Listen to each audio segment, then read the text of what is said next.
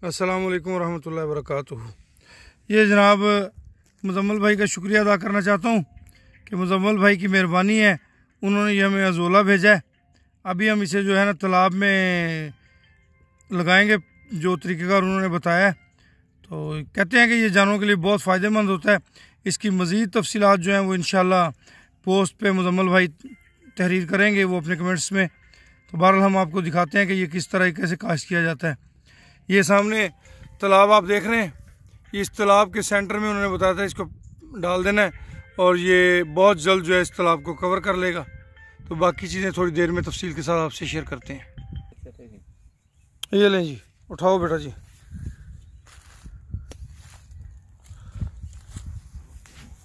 ले हाँ जी, हाँ हो। ये देखें जी, ये अभी हम इसमें डाल रहे हैं।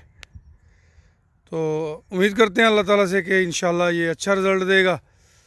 ये मुज़म्मिल भाई का शुक्रिया है जो उन्होंने हमें ये भेजा है। चंगी तरह झाड़ दे पुत्र, ये ऊपर हल्का हल्का हाथ भी थपथपा दे इनू।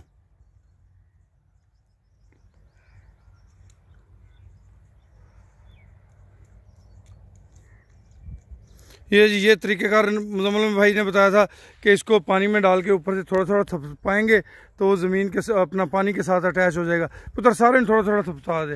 अजने गणा जी है ना, उन्होंने भी मार दिया थोड़ा थोड़ा। तो ये आप देख रहे होंगे ना, ना मसलना नहीं गा, सियाना बन। हाँ बस इस तरह ही लें जी। आज हमने इसे डाल दिया है, अब देखें ये कितने दिन के अंदर जो ग्रो करता है और फिर आपको इंशाल्लाह इसके बारे में दोबारा भी दिखाते रहेंगे और बताते भी रहेंगे इंशाल्लाह। आ जा पुत्र, ठीक है बस। ये लें जी, ये आप सबके सामने जो है ना हमने इसको इसमें फैला दिया है। अब इसकी ग्रोथ क्या होती है, क्या इसकी पोजीशन बनती है, वो भी इंशाल्लाह गाहे बगाहे आपसे शेयर करते रहेंगे।